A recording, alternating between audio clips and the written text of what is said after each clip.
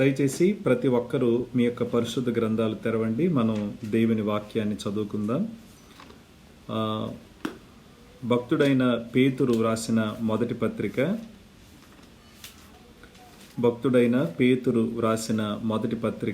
మొదటి అధ్యాయం. పేతురు వ్రాసిన మొదటి పత్రిక మొదటి అధ్యాయం 13వ వచనం నుంచి చదువుతున్నాను. దయచేసి మీ బైబిల్లో మీరు పరిశీలన చేయాలని మిమ్మల్ని కోరుతూ ఉన్నాను. పేతురు వ్రాసిన మొదటి పత్రిక మొదటి అధ్యాయం 13వ వచనం నుంచి నేను చదువుతున్నాను. కాబట్టి మీ మనస్సు అను నడుము కట్టుకొని నిబ్బరమైన బుద్ధి గలవారై యేసుక్రీస్తు ప్రత్యక్షమైనప్పుడు మీకు తేబడు కృప విషయమై సంపూర్ణ నిరీక్షణ కలిగి ఉండుడి.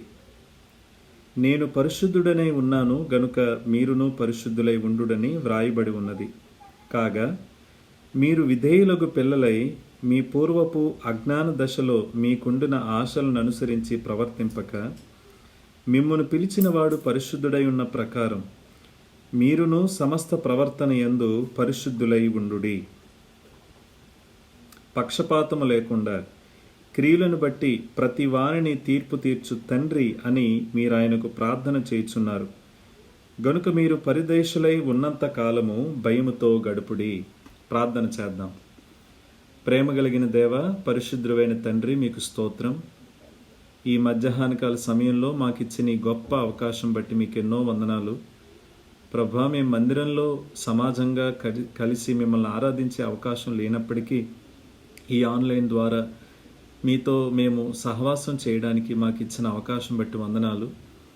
ఒక మందిరంలో మేము కూడి లేకపోయినప్పటికీ మా గృహాలనే మందిరాలుగా చేసుకుని ఈ విధంగా మేము కలిసి మీలో ఆనందించడానికి, మిమ్మల్ని ఆరాధించడానికి, నీ మాటలు మేము ధ్యానం చేయడానికి మాకు ఇచ్చిన అవకాశం బట్టి మీకు స్తోత్రాలు ప్రభువా. ఈ దినమంతయు మాకు తోడుగా ఉండి ఈ దినమంతయు మమ్మలను బలపరచండి. ఈ కూడికి ఇప్పటి వరకు నీ నా మహిమార్థమే జరిగించారు ప్రభు. ఈ సమయంలో నీ పక్షంగా ప్రభు మాట్లాడుతున్న నన్ను మీరే జ్ఞాపకం చేసుకోండి. బలహీనులను బలపరిచే దేవుడు నీవు. బలహీనంగా నన్ను మీరే బలపరిచి నైనా నీ ప్రజల ఎదుట నన్ను వాడుకొని మహిమ మీరే పొందమని, ఘనత మీరే పొందమని యేసుక్రీస్తు నామములో అడుగుచున్నాను మా పరమ తండ్రి. ఆమేన్. ఆమేన్. మంచిది ప్రియులారా, మనం చదవబడిన ఈ లేఖన భాగంలో నుంచి కొన్ని విషయాలను మనం ధ్యానం చేయడానికి ప్రయత్నం చేద్దాం. మీరెవరు అశ్రద్ధగా వినకుండా శ్రద్ధగా ఈ మాటలు విని నేను చెప్పే రెఫరెన్స్లు ఏవైతే ఉన్నాయో వాటిని వ్రాసుకుంటూ మీరు ఈ వాక్యాన్ని వినాలని మిమ్మల్ని కోరుతూ ఉన్నాను. ప్రియులారా, క్రైస్తవ జీవితం మనం వెంబడిస్తున్న, మనం జీవిస్తున్న ఈ క్రైస్తవ జీవితం అనేది ఈ ప్రపంచంలో ఉన్న అన్ని జీవితాల కంటే గొప్పది. ఈ ప్రపంచంలో ఎన్నో మతాలు ఉన్నాయి, ఈ ప్రపంచంలో ఎన్నో మార్గాలు ఉన్నాయి, ఎన్నో ఫిలాసఫీస్ ఉన్నాయి, ఎన్నో మంచి మాటలు చెప్పే గురువులు ఉన్నారు. అయితే ఎంతమంది ఉన్నప్పటికీ ప్రియులారా, ఎంతమంది ఎన్ని చెప్పినప్పటికీ ఒక క్రైస్తవుని జీవితం అనేది చాలా ఉన్నతమైనది. ఎందుకు అనంటే మనము క్రీస్తును వెంబడించటం మాత్రమే కాదు, యేసు ప్రభుని నమ్ముకోవడం మాత్రమే కాదు, నమ్ముకున్న మనం పరిశుద్ధంగా జీవించే ఒక ప్రత్యేకమైన సమూహం అన్నమాట. చాలామంది అన్యులుంటారు. వాళ్ళ దేవుని నమ్ముతారు, కానీ వారు నమ్మే విధానం వేరు. వారికి నమ్మకం ఉంటుంది కానీ జీవితం ఉండదు. వారికి విశ్వాసం ఉంటుంది కానీ జీవితంలో ఏ మార్పు ఉండదు. ప్రియులారా, ఒకవేళ వారు జీవితంలో మారాలి అన్నా ఏదో సంవత్సరానికి కొన్ని రోజులు వాళ్ళు పెట్టుకుని ఆ కొన్ని రోజులే వాళ్ళు ప్రత్యేకంగా ఉండి ఏదో చేసి వారి పాపములు పోయి బాగోవాలని అనుకుంటారు. కానీ మరలా ఆ రోజులు అయిపోయిన తర్వాత వారు మళ్ళీ యథాస్థితికే వచ్చేస్తారు. కానీ క్రైస్తవుని జీవితం అలా కాదు. మనం క్రీస్తుతో మన యొక్క ప్రియులారా ప్రారంభ నడక నుంచి మన ముగింపు నడక వరకు, అనగా యేసుక్రీస్తుని నమ్మినప్పటి నుండి యేసుక్రీస్తును వెంబడిస్తూ జీవిస్తున్న మన తనువును ముగించే వరకు కూడా ఈ పరిశుద్ధ జీవితం అనేది ఇది ముగింపు అయ్యేది కాదు, ఇది కొనసాగే ప్రక్రియ. అయితే నేను ఎందుకు ఈ వాక్యం చెప్పవలసి వస్తుంది అనంటే, ఈ కొనసాగే ప్రక్రియ ఇది ఎప్పుడూ కొనసాగాలి, ఇది ఎల్లప్పుడూ కొనసాగాలి. ఈ వాక్యం వింటున్న మీలో చాలా మంది ప్రియులారా, మనం ఆలోచించాల్సిన విషయం ఏంటంటే, మన యొక్క ఆలోచనలు ఎలా ఉంటాయంటే, మందిరాలు తెరవబడేటప్పుడు, మందిరాలు ప్రియులారా ఆదివారం మన మందిరాల్లో కలుసుకునేటప్పుడు ఖచ్చితంగా మనం పురికొల్పబడ్డానికి, దేవునిలో ఇంకా ఎదగడానికి అవకాశం ఉంటుంది. కానీ మందిరాల్లో కలుసుకోవడం లేదు, సహవాసం లేదు, మందిరం లేదు, సేవకులు లేరు. అయితే మన జీవితంలోనికి ఒక విధమైన నిర్లక్ష్యం అనేది ఖచ్చితంగా వస్తుంది.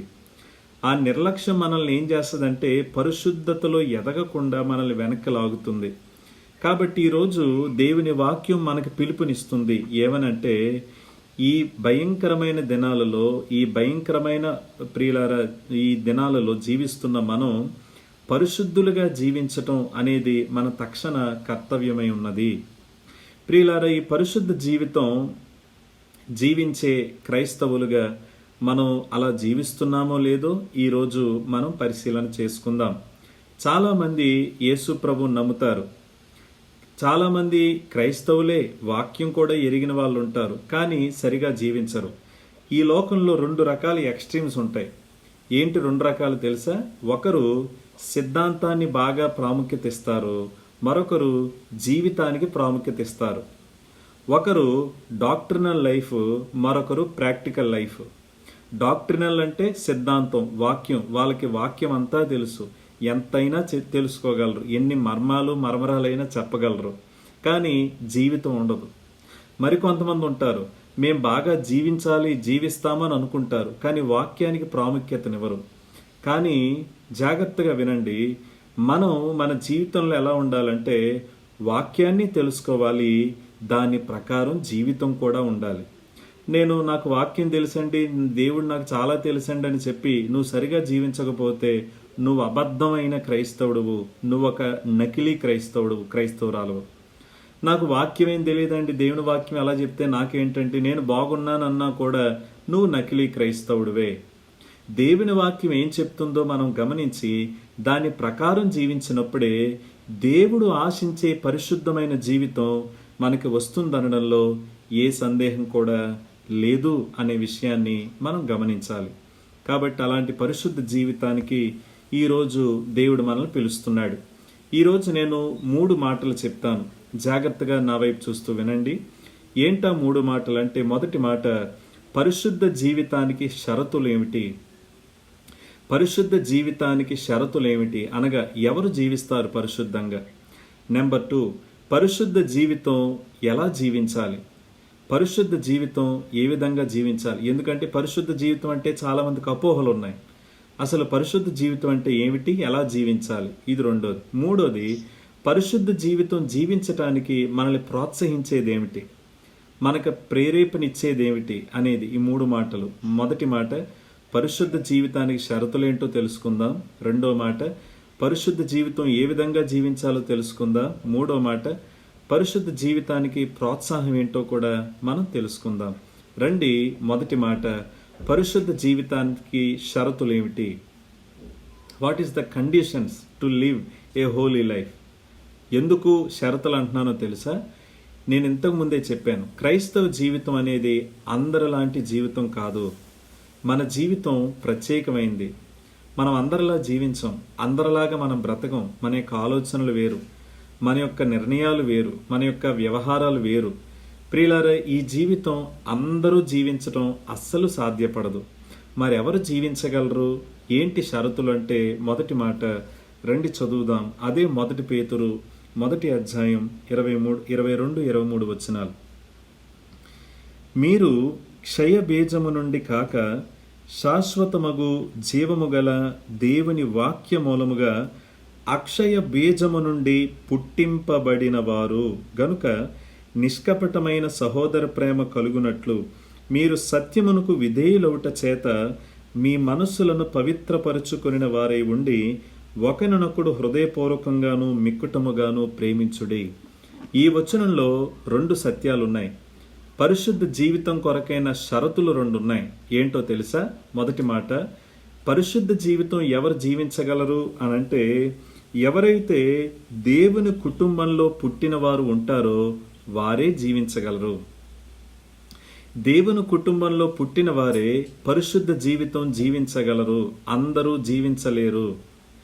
ఎవరైతే ప్రభువైన యేసుక్రీస్తునందు విశ్వాసముంచి ఆయన్ని తమ దేవునిగా చేసుకొని వారి పాపములు ఒప్పుకొని వారి పాపముల నుంచి విడిపించబడి నేనింక నా జీవితంలో యేసు ప్రభునే వెంబడిస్తాననే నిశ్చయమైన తీర్మానం తీసుకుని ఎవరైతే ప్రియులారా దేవుణ్ణే వెంబడించాలని తీర్మానించుకుంటారో వారే పరిశుద్ధ జీవితం జీవించగలరు.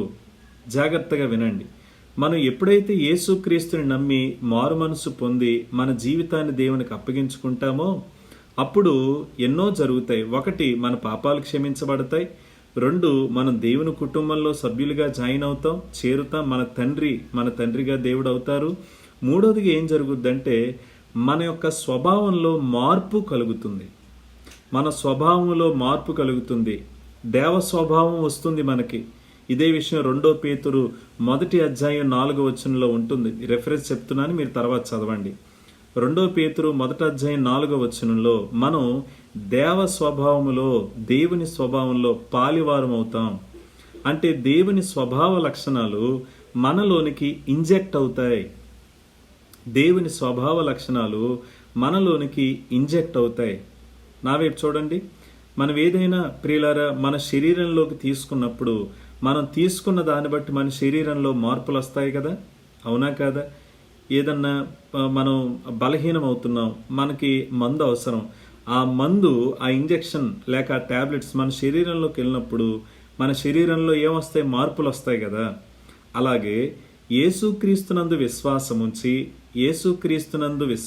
ఆయన వెంబడించడానికి తీర్మానించుకున్నప్పుడు నీ పాత స్వభావం పోతుంది, కొత్త స్వభావం జీవించడానికి నీకు సామర్థ్యం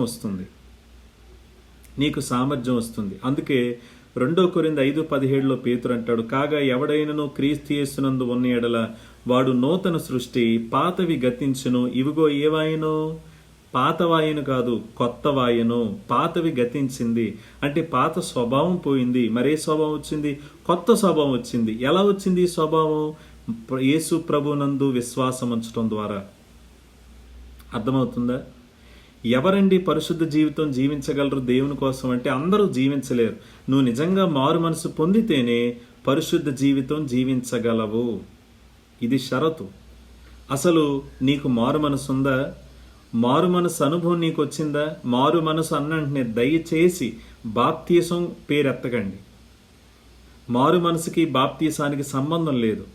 ముందు నువ్వు మారాలి, తర్వాత బాప్తీసం పొందాలి. నువ్వు బాప్తీసం పొందిన రోజు నువ్వు మారినట్టు కాదు. నువ్వు వాక్యం విన్నావు, ఆ వాక్యం నీ దగ్గరకు వచ్చింది, ఆ వాక్యం విని నువ్వు దేవునికి అప్పగించుకున్నావు. అది మారు మనసు అనుభవం అంటే. ఆ తర్వాత నువ్వు అందరి ఎదుట తెలియడానికి బాప్తీసం పొందుతావు. కాబట్టి నిజంగా నువ్వు మారు మనసే పొందిన వ్యక్తివైతే నీవు నీ స్వభావంలో మార్పు వస్తుంది. అప్పుడు నీవు నీ జీవితాన్ని జీవించకుండా దేవుని కోసం పరిశుద్ధంగా జీవించడానికి దేవుడే ఆ సామర్థ్యాన్ని ఇస్తాడు. స్తోత్రం చెప్దాం ఒకసారి. హల్లెలూయా. మనంతటి మనం జీవించలేమండి, దేవుడే మనకి సామర్థ్యం ఇస్తాడు. ఇది మొదటిది. 2వ మాట ఏమిటంటే మనము తిరిగి జన్మించాలి. 2వ షరతు ఏమిటంటే మనము సత్యమునకు విధేయులం కావాలి. సత్యమునకు విధేయులం కావాలి. ప్రియులారా, ఈ మాట మనం చూడండి 22వ వచనంలో, మీరు క్షయబీజము నుండి కాక శాశ్వతమగు జీవము గల దేవుని వాక్య మూలముగా అక్షయ బీజము నుండి పుట్టింపబడిన వారు గనుక నిష్కపటమైన సహోదర ప్రేమ కలుగునట్లు మీరు సత్యమునకు విధేయులవుట చేత మీ మనస్సులను పవిత్రపరచుకుని వారై ఉండి ఒకరినొకడు హృదయపూర్వకముగాను మిక్కుటముగాను ప్రేమించుడనుంది. 2వ మాట ఏమిటంటే ప్రియులారా, ఎవరు పరిశుద్ధ జీవితం జీవించగలరు? మొదటి మాట మారు మనసు పొందిన వారు, తిరిగి జన్మించిన వారు. 2వ మాట సత్యమునకు విధేయత చూపించేవారు పరిశుద్ధంగా జీవించగలరు. అందరు నా వైపు చూడండి. మనం నమ్మిన దేవుడు ఎవరండి? సత్యవంతుడా అసత్యవంతుడా? అయినా సత్యవంతుడైన దేవుడు కదా. 2వది, ఆయన మార్గం ఏంటండి? సత్యమా లేక అసత్యమా? సత్యమైన మార్గమే. తర్వాత ఆయన వాక్యం ఎలాంటిదండి? సత్యమైనదా లేక సత్యం కానిదా? ఆయన వాక్యము సత్యమైనదే. జాగ్రత్తగా వినండి. సత్యవంతుడైన దేవుని నమ్మాం, సత్యమైన మార్గంలోకి వచ్చాం, సత్యమైన వాక్యాన్ని వింటున్నాం. మరి ఆ సత్యానికి మనం ఏం చూపించాలి? సత్యాన్ని వినేసి వదిలేయాలా? చాలామంది చేసే తప్పు అదే కదా. చాలామంది చేసే తప్పు అదే కదా. సత్యం వింటున్నావు కదా, సత్యం నీకు నీ చెవుల్లోకి వెళుతుంది కదా, సత్యం నీకు దొరుకుతుంది కదా, మరి ఆ సత్యానికి విధేయత ఉందా నీ దగ్గర? చాలామంది మందిరానికి వస్తారు, చర్చికి వస్తారు. ప్రియులారా, ఆ చర్చిలో ఎన్నో వాక్యాలు వింటారు. ఇప్పుడు చర్చిలు లేవు కాబట్టి జూమ్ ఉంది, అది ఉంది, వాట్సాప్ ఉంది, ఫోన్ కాల్స్ ఉన్నాయి, ఎన్నో ఉన్నాయి. అయితే ఇవన్నిటిలోనూ వాక్యం వింటున్నావు కదా, ఈ సత్యవాక్యాన్ని వింటున్నావు కదా, ఈ సత్యానికి నీ దగ్గర విధేయత ఉన్నదా? నేను కొంతమందిని ఎరుగుదునండి. పాపం వాళ్ళు దేవుని కోసం ఎలాగో బ్రతకాలని, దేవుని కోసం మండాలని, దేవుని కోసం జీవించాలని వాళ్ళు ఎంతో ప్రయత్నం చేస్తారు. పాపం వాళ్ళకి సత్యం చెప్పేటోళ్ళు ఉండరు ఎవరు. కానీ విచిత్రం, మనకి సత్యం చెప్పేటోళ్ళు ఎక్కువైపోయారు. అందుకే విధేయత చూపించట్లేదు కదా నువ్వు. ప్రభుని ఎప్పుడైనా స్తుతించావా? ప్రభువా, మా మందిరంలో, మా సహవాసంలో నీ సత్యవాక్యానికి మమ్మల్ని నడిపించావు, మమ్మల్ని నువ్వు ఎంత ప్రేమించావు ప్రభువా. లోకంలో ఎంతోమంది అసత్యంలో ఉన్నారు. అసత్య బోధ, అసత్య వాక్యం, ఉన్నది లేనట్టు లేనిది ఉన్నట్టు కలిపి చెరిపడి బోధ ఎంతోమంది చెప్తూ ఉండగా, ఆ బోధలు దురద చెవులు కలిగిన వారు వింటూ తమ్మును తాము ప్రోత్సహించుకుంటూ ఉండగా, ప్రభువా, వారి నుంచి మమ్మల్ని వేరు చేసి సత్యాన్ని మా ముందు ఉంచావు, సత్యాన్ని మా ముందు పెట్టావు, సత్యవంతులైన నీ వాక్యాన్ని మా ముందు ఉంచావు అని ఆరాధిస్తూ, ప్రభువా, ఆ సత్యానికి నేనేం చూపించాలి? విధేయత చూపించాలి. విధేయత చూపించకుండా నువ్వు పరిశుద్ధంగా బ్రతకలేవు. ఈ వాక్యం వింటున్న మిమ్మల్ని అడుగుతున్నాను, వాక్యాలు వినేయటం సంబరం కాదు, విధేయత ఉండాలి. ఎందుకు విధేయత అనంటే, ఆ వాక్యాన్ని ఇచ్చింది అంత గొప్ప దేవుడు గనక. ఆ వాక్యాన్ని ఇచ్చిన దేవుడు గొప్ప దేవుడు. అసలు ఆ మాట చెప్పింది గొప్ప దేవుడు. ఏం చెప్పాడైనా? నేను పరిశుద్ధుడనే ఉన్నాను, మీరు కూడా ఎలా ఉండండి అన్నాడు దేవుడు. పరిశుద్ధులై ఉండుడి. ఆ సత్యవంతుడైన దేవుడు చెప్పిన ఆ మాటకు నీ దగ్గర విధేయత ఉండాలి. ఉందా విధేయత? తర్వాత ఆయన ఇంకో మాట చెప్తారు, ఏంటో తెలుసా? నిర్గమాకాండం తీయండి ఒకసారి. నిర్గమాకాండం 19వ అధ్యాయం. నిర్గమాకాండం 19వ అధ్యాయం. నిర్గమాకాండం 19వ అధ్యాయం 5-6 వచనాలు చూడండి ఏముందో. కాగా మీరు నా మాట శ్రద్ధగా విని నా నిబంధనను అనుసరించి నడిచిన ఎడల మీరు సమస్త దేశ జనులలో నాకు స్వకీయ సంపాద్యమగుదురు. సమస్త భూమి నాదే గదా. మీరు నాకు యాజక రూపమైన రాజ్యముగాను పరిశుద్ధమైన జనముగాను ఉందురని చెప్పుము. నీవు ఇశ్రాయేలీలతో పలకవలసిన మాటలు ఇవే అని చెప్పగా. నా వైపు చూడండి. ఈ మాటలు ఎవరితో చెప్తున్నారు? ఎవరు అంటే దేవుడు మోషేతో చెప్తున్నాడు. మోషే, నువ్వు ఇశ్రాయేలు ప్రజలకు చెప్పు, ఇప్పుడు ఐగుప్తులో నుండి వారిని విడిపించాను కదా, ఐగుప్తు బానిసత్వంలోంచి వారిని బయటికి తొలగించాను కదా, బయటికి తీసుకొచ్చి స్వతంత్రాన్ని ఇచ్చాను కదా. అయితే ఈ బయటకు వచ్చిన వారు వాళ్ళకి నచ్చినట్టు జీవించటం కాదు, నేను చెప్పినట్టు వినాలి, నా మాట ప్రకారం వారు జీవించాలి. ఎందుకు జీవించాలో తెలుసా ప్రియులారా? ఆయన అంటున్నాడు, మీరు నా ప్రజలు, మీరు నా సొత్తు, మీరు నా కొరకు యాజకమైన సమూహముగా మీరు ఉన్నవారు. మూడోది, మీరు పరిశుద్ధమైన ప్రజలు. అంటే ఒక మాట వినండి. మనం ఎవరికి సంబంధించిన వాళ్ళం అనంటే, ఈ సర్వాన్ని సృజించిన సృష్టికర్త పిల్లలము. మరి ఆయన పిల్లలు అని చెప్పుకోవడం కాదు, ఆ పిల్లలకు తగ్గట్టు బ్రతకాలి కదా అండి. మిమ్మల్ని ఆ పిల్లలకు తగ్గట్టు బ్రతకాలి కదా. బ్రతకకుండా మనము ప్రియులారా ఎలా పడితే అలా జీవించేస్తే నీవు సత్యాన్ని తెలుసుకుంటున్నావు, కానీ అది నీ జీవితంలో మార్పు తీసుకురాకపోతుంటే ప్రియులారా నీవు ఖచ్చితంగా ఆలోచించాలి.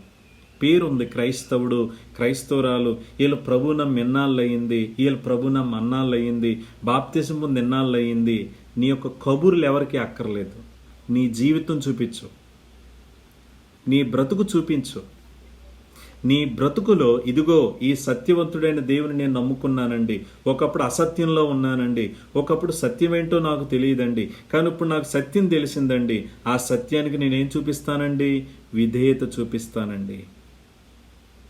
అప్పుడు పరిశుద్ధ జీవితం జీవించటానికి నువ్వు ఖచ్చితంగా ఆ షరతులు నువ్వు పాటించిన బిడ్డ అవుతావు. అర్థమవుతుందా నా మాట? కాబట్టి పరిశుద్ధంగా ఈ లోకంలో బ్రతకాలి. ఎవరు బ్రతుకుతారు పరిశుద్ధంగా? తిరిగి జన్మించిన వాళ్ళు. 2, సత్యానికి విధేయత చూపించేవారు. తర్వాత పరిశుద్ధ జీవితం అంటే ఎలా జీవించాలి? ఒకసారి అందరు నా వైపు చూడండి. పరిశుద్ధ జీవితం అంటే అసలు ఎలాంటిదండి అది? అదేమన్నా ప్రత్యేకమైందా? అదేమన్నా వేరైన జీవితమా? ప్రియుల ఈ లోకంలో వేరుగా ఉండేటోళ్ళు చాలామంది ఉంటారు. మీకు మాట తెలుసా? కొన్ని మతాల వాళ్ళు ఉంటారు. మీరు ఎప్పుడైనా చూసారో లేదో, కొంతమంది వైట్ శారీలు కట్టుకుని చెప్పులు లేకుండా రోడ్డు మీద నడుచుకుంటూ వెళ్ళిపోయి కొంతమంది స్త్రీలు ఉంటారు. అందులో కొంతమందిని ఒక చక్రం బండి మీద నడిపించుకుంటూ తీసుకెళ్తారు. చూసారు ఎప్పుడైనా? వాళ్ళని చూసారా? ప్రియులు, వాళ్ళు ఎవరంటే క్రిస్టియన్స్ కాదు, వారు వేరే మతానికి సంబంధించిన వాళ్ళు. ఇంతకీ వాళ్ళు ఒకసారి వాళ్ళు అలా వెళ్ళేటప్పుడు నేను ఒక పేపర్ ఇచ్చారు, వాళ్ళు ఆ పాంప్లెట్ లాంటిది ఇచ్చారు. ఏంటా పాంప్లెట్లో అవన్నీ చదివినప్పుడు నాకు వాళ్ళ మీద చాలా జాలేసిందండి. ఎందుకు జాలేసిందో తెలుసా? అందులో మా యొక్క నియమ నిష్టలు ఎలా ఉంటాయో చూడండి అని చెప్పి వరసాగా రాశారనమాట. అది నా దగ్గర ఉండుంటే చదువుతున్న మీ దగ్గర ఇప్పుడు. వాళ్ళు ఎలా అంటే, మేము అందరిలాంటి వాళ్ళం కాదు, మేము ప్రత్యేకమైన వాళ్ళం, మేము టీ తాగం, మేము కాఫీ తాగం, మేము కూల్ డ్రింకులు తాగం, మేము థమ్సప్లు తాగం, ఏమీ తాగం, మేము మంచినీళ్ళే తాగుతాం. రెండోది, మేము సంపాదించం, మేము కష్టపడం. మేము ఎలా ఉంటామంటే ఏ పని లేకుండా ఉంటాం. ఆ ఊరు ఈ ఊరు తిరిగి ఎవరైనా అన్నం పెడితే తింటాం, లేదంటే పస్తులు ఉంటాం. మా కుటుంబాలు ఉన్నాయి, మాకు తల్లిదండ్రులు ఉన్నారు, కానీ వాళ్ళందరినీ వదిలేసాము. మేము ఈ మతంలో నిష్ట కలిగి మా దేవుని సంతోష పెట్టాలని అన్నీ వదిలేసి ఊర్లు వెంటబడి తిరుగుతున్నాం. తర్వాత మేము అందరిలాగా బట్టలు వేసుకోం, మా బట్టలు ప్రత్యేకమైనవి. మేము అందరిలాగా చెప్పులు వేసుకోం, మేము అందరిలాగా ఉండం. ప్రియులారా, ఇవన్నీ ఆలోచించినప్పుడు ఓ మాట అడగన, మనకంటే వాళ్ళు పరిశుద్ధులా కాదా? మనలో మన మాట. మనకంటే పరిశుద్ధత అంటే ఈ పరిశుద్ధత కాదు, వేరుగా ఉన్నారా లేదా? మనం టీ తాగుతున్నాం, కాఫీ తాగుతున్నాం, మనకి నచ్చిన బట్టలు వేసుకుంటున్నాం, తర్వాత ఎప్పుడు ఏం కావాలంటే మనం అది చేస్తున్నాం కదా. వాళ్ళకి మనకి పోలిస్తే చాలా తేడా ఉంది. కానీ పాపం వాళ్ళు ఏమనుకుంటున్నారంటే మాదే కరెక్ట్ జీవితం అనుకుంటున్నారు. కరెక్ట్ జీవితం అనరు, దాన్ని ఫూలిష్ జీవితం అంటారు. అవివేకంతో కూడిన జీవితం, జ్ఞానం లేని జీవితం, అది కాదు పరిశుద్ధత అంటే. ఈనాడు కూడా క్రైస్తవ్యంలో కూడా అలాంటి వాళ్ళు ఉన్నారండి. పరిశుద్ధత అంటే మేము అందరిలాగా బతకం, మేము అందరిలాగా ఉండం, మేము వేరు. ఇలాగ ఎన్నో సిద్ధాంతాలు పుట్టుకొచ్చేసాయి ప్రియులారా ఈనాటి క్రైస్తవ్యంలో. ఇంకొంతమంది మగవారిని నేను ఎరుగుదునండి ప్రియులారా, వారు కొంతమంది ప్రియులారా వాళ్ళు వైట్ డ్రెస్సే వేసుకుంటారు. నాకు తెలిసిన ఒక ఆయన ఉన్నారు, ఆయన చెప్పులు వేసుకోరు. ఎవరు అడిగారంటే, ఏమంటే మీరు చెప్పులు వేసుకోరంటే, లేదు నేను నా ప్రభుకి సమర్పించేసుకున్నాను అందుకే చెప్పులు వేసుకోను. అయ్యయ్యో, ఏంటండి ఇది? చెప్పులు వేసుకుంటే నువ్వు పరలోకం రావని ప్రభు అని అన్నారా? ఏంటిది? ఇది కాదుగా పరిశుద్ధత అంటే. మరొక ఆయన ఇలా అన్నారు, ఏమనంటే మీరు మీసం ఎందుకండి అసలు రానివ్వరు, ఎందుకండి ఎలా ఉంటారంటే బైబిల్లో దేవుడు చెప్పాడు కదా మనం వధువు సంఘం అని. వధువు అంటే అమ్మాయి కదా, అమ్మాయికి మీసం ఉండదు కదా, అమ్మాయికి మీసం ఉండదు, గెడ్డం ఉండదు కదా, అందుకే మాకు మీసాలు ఉండవు, గెడ్డాలు ఉండవు అనే ఒక సంస్థ ఉంది, మీకు తెలుసా? అనే ఒక సంస్థే ఉంది, ఒక మినిస్ట్రీ ఉంది. అంటే మేము పరిశుద్ధులం, మేము ప్రత్యేకమైన వాళ్ళం. మరి కొంతమంది అంటారు మేము పరిశుద్ధులం, మేము వివాహాలు చేసుకోము. వాళ్ళు ఏమనుకుంటారంటే ఇప్పుడు వివాహం చేసుకోకపోవడం అనేది మన ఇష్టం, అది దేవుని పిలుపది. దేవుడు ఎవరినైనా నువ్వు ప్రత్యేకంగా ఉండంటే వాళ్ళు ఉంటారు ఖచ్చితంగా. కానీ వీళ్ళు చేసేది ఏంటంటే మేము వివాహం చేసుకోము. వాళ్ళతో ఉండే వాళ్ళు కూడా చెప్తారు మీరు వివాహాలు చేసుకోకండి. ఎందుకు? పరిశుద్ధత. నో, అది కాదు పరిశుద్ధత. వివాహం చేసుకోవడం అపవిత్రతని ఎక్కడుందండి? వివాహం అన్ని విషయములలో ఘనమైనదిగాను పానుపు నిష్కల్మషమైనదిగాను ఉన్నది. హెబ్రీ పత్రిక 13:4. నేను ఎందుకు ఇవన్నీ చెప్తున్నానంటే, పరిశుద్ధ జీవితం అనేది కేవలం బాహ్య సంబంధమైనదే కాదు. పరిశుద్ధ జీవితంలో ఏముంటుందంటే మన ఆలోచన వైఖరి ఉంటుంది, మన ప్రవర్తన ఉంటుంది, మన అన్ని విషయాలు సమ్మేళనం అయితే అదే పరిశుద్ధ జీవితం. కొంతమంది బయటకు బాగుంటే అదే పరిశుద్ధత కాదు. పరిశుద్ధత అనేది ప్రియులారా, అది ప్రాముఖ్యమైనది, అది చాలా విలువైనది. అది లోకస్తులు అనుకునేది కాదు, లోకస్తులు అనుకునేది అస్సలు కాదు అనే విషయాన్ని మనం గమనించాలి. అందుకే నేను ఇవన్నీ చెప్తున్నాను. ఇవన్నీ ఎందుకు చెప్పాల్సి వస్తుందంటే, ఎంతోమంది లోకస్తులకి పరిశుద్ధత అంటే వాళ్ళకి తప్పుడు భావన ఉంది, క్రైస్తవులకు కూడా పరిశుద్ధత అంటే తప్పుడు భావన ఉంది. మరి కొంతమంది మేము క్రైస్తవులము అని చెప్పుకునే ప్రియుల జాగ్రత్త వినండి. మారు మనసు సంఘం అనే ఒక సంఘం పుట్టుకొచ్చిందంట. ఇవన్నీ ఎక్కడి నుంచి వస్తాయో తెలియదు నాకు. మారు మనసు అనే సంఘం, ఆ మారు మనసు సంఘం వాళ్ళు ఏం చేస్తారంటే మీ ఇంటికే వస్తారు, మీ తలుపు కొడతారు, మీరు తలుపు తీస్తారు. ఎవరండి అంటారు. మేము పలానా అండి, మేము మీకు సువార్త చెప్పడానికి వచ్చామండి అంటారు. అప్పుడు ఏమనాలి మీరు? అదేంటండి మేము సువార్త విన్నాం, మేము యేసు ప్రభువు నమ్మాం అని చెప్పాలి. పోనీ అలా చెప్పారే అనుకోండి, వాళ్ళు అంటారు మేము ప్రార్థన చేయటానికి వచ్చామండి అంటారు. అప్పుడు మీరేం చెప్పాలి? మేము ప్రార్థన చేసుకుంటున్నామండి, మా కోసం ప్రార్థించే సంఘం ఉందండి, మా కోసం ప్రార్థించే సేవకులు ఉన్నారండి, మీరెవరండి మా కోసం ప్రార్థించేదని చెప్పరు. అందరికీ ప్రియులారు అవకాశం ఇస్తాం. వాళ్ళు వస్తారు ఇంటికి, మీరు మారు మనసు పొందారా అంటారు. పొందేనండి. ఎలా పొందారు? పలానా సమయంలో వాక్యం విన్నాను, దేవుడు నన్ను దర్శించాడు. లేక మీ మారు మనసు అనుభవం చెప్తారు. మారు మనసు అనుభవం చెప్పిన తర్వాత వాళ్ళు అంటారు, మరి మీరు టీ మానేశారా, కాఫీ మానేశారా, డ్రింకులు మానేశారా, లేకపోతే వాళ్ళ ఇంటికి వీళ్ళింటికి వెళ్ళడం మానేశారా, లేక అన్య వివాహాలకి వెళ్ళడం, మీ బంధువుల వివాహాలకి వెళ్ళడం మానేశారా, లేక అది చేశారు ఇది చేశారు అన్నీ అడుగుతారు. లేదండి మేము అన్నీ చేస్తున్నామంటే వాళ్ళు అంటారు మీది అసలు మారు మనసే కాదు అంటారు. మళ్ళీ వాళ్ళు ఏమంటారంటే మీకు దేవుడు కనిపించాడు, దేవుడు కనిపించి ఇదిగో నా భక్త నీ పాపాలు క్షమించానని దేవుడు ఏమన్నా చెప్పాడా అని అడుగుతారు. ఏమన్నా చెప్పాడా మనకి దేవుడు? నాకైతే దేవుడు చెప్పలే, ఆయనేవి నాకు కనిపించలే. నా హృదయంలోకి నిశ్చయత ఇచ్చాడు ఆయన. ప్రతాప్ కుమార్ నీ పాపాలు నేను క్షమించానని దేవుడు నా గుండెను తేలిక చేశాడు. అది నాకు తెలుసు. ఆ ఎక్స్పీరియన్స్, దాన్ని ఏమంటారంటే సూపర్ న్యాచురల్ ఎక్స్పీరియన్స్ అంటారు. అది నేను అనుభవించాను. దేవుడు నాకేమీ కనిపించాల. వాళ్ళు అంటారు దేవుడిని కనిపించాలి, దేవుడు నీతో మాట్లాడాలి, అప్పుడే నీకు మారు మనసు వచ్చినట్టు. ఇదంతా చెప్పిన తర్వాత అమ్మో నాకు నిజంగా మారు మనసు లేదని చెప్పి అనుమానం వచ్చేస్తుంది. అప్పుడు వాళ్ళు ఏమంటారంటే మీకు మారు మనసు కావాలంటే ఓ పని చేయండి. ఏంటి మారు మనసు అంటే, మీరు వారం రోజులు మా చర్చిలో ఉండాలి, మీ దగ్గర ఫోన్ మేము తీసేసుకుంటాం, మీరు ఎవరితో మాట్లాడటం ఉండదు, వారం రోజులు మీరు ప్రార్థన చేయాలి, ఉపవాసం ఉండాలి, అప్పుడు దేవుడు మీకు కనిపిస్తాడంటారు. దేవుడు కనిపించలేదు అనుకోండి, దేవుడు మీకు కనిపించలేదు కానీ మాకు కనిపించాడు, మీకు మారు మనసు ఇచ్చాడంటే, మిమ్మల్ని క్షమించాడంట అని చెప్తారంట వీళ్ళు. మీకు తెలుసా అండి, ఈ మారు మనసు వాళ్ళు మన తూర్పుగోదావరి పశ్చిమ గోదావరి జిల్లాల్లో ఎన్నో క్రైస్తవ కుటుంబాలను కూల్చేశారు. కొంతమంది ఏం చేశారంటే మారు మనసు వాళ్ళు వచ్చి అమ్మ నీకు మారు మనసు ఉంది, నీ భర్త ప్రభువుని నమ్మాడంటే నమ్మలేదండి, నేనే ప్రభువుని నమ్మానండి అని అంటే, అయితే నీ భర్తను వదిలేయ్ అని చెప్పి భర్తలకి దూరం చేశారు కొంతమంది పనికి మాలిన ప్రియులారా సిద్ధాంతం కలిగిన వాళ్ళు. ఇదా పరిశుద్ధత? నేనెందుకు ఇవన్నీ చెప్తున్నానంటే, ఏదో ఒక రోజు మీ ఇంటికి కూడా వచ్చి తలుపు కొడతారండి. మీ ఇంటికి వచ్చి తలుపు కొట్టి పరిశుద్ధ జీవితం, మనం పరిశుద్ధంగా జీవించాలి, మనం ఇలా అన్నిటికీ వేరైపోవాలని చెప్పి ఇలా లేనిపోనివన్నీ కలిపి చెరిపేస్తారు. దాన్ని ఏమంటారంటే కలిపి చెరిపేడి బోధ అంటారు. దయచేసి అలాంటివి మీరు ఎవరిని రానివ్వకండి, ఎవరితోనూ అలాంటి వారితో మాట్లాడకండి. అది కాదు పరిశుద్ధత అంటే. జాగ్రత్తగా వినండి. పరిశుద్ధత అనేది చూడండి, 1 పేతురు 1:16 ఏమనుందో చదువుదాం. 1 పేతురు 1:16 ఏముందో చూడండి. మళ్ళీ అక్కడ ఉన్నది చదువుదాం.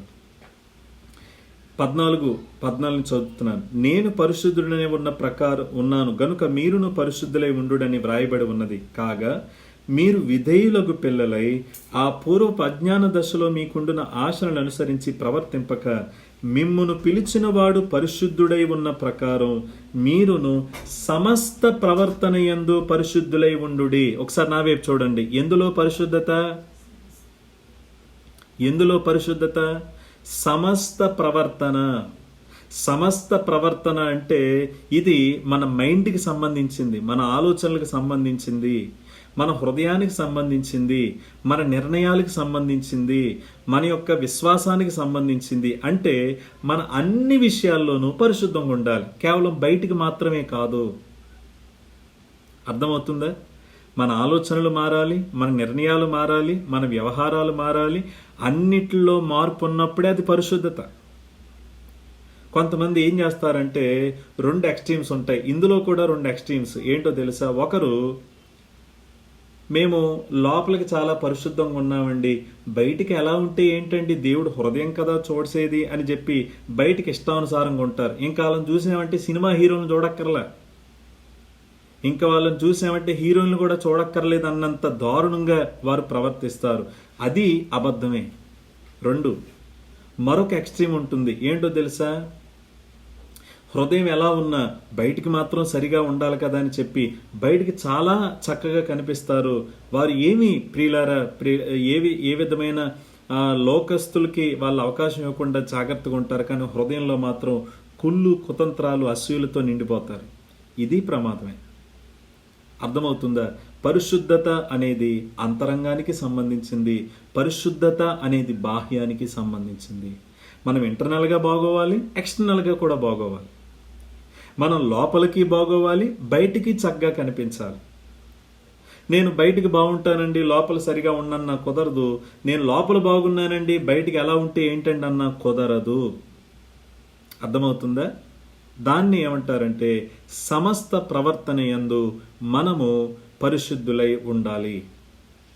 సరే, పరిశుద్ధంగా ఉండడం అంటే ఏమిటి?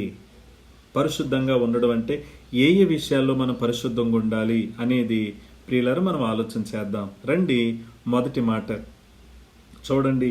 1 పేతురు 1:13 చదువుతున్నాను. 1 పేతురు 1:13 ఏమనుంది అక్కడంటే, కాబట్టి మీ మనస్సు అను నడుము కట్టుకుని నిబ్బరమైన బుద్ధి గలవారై యేసుక్రీస్తు ప్రత్యక్షమైనప్పుడు మీకు తేబడు కృప విషయమై సంపూర్ణ నిరీక్షణ కలిగి ఉండుడి.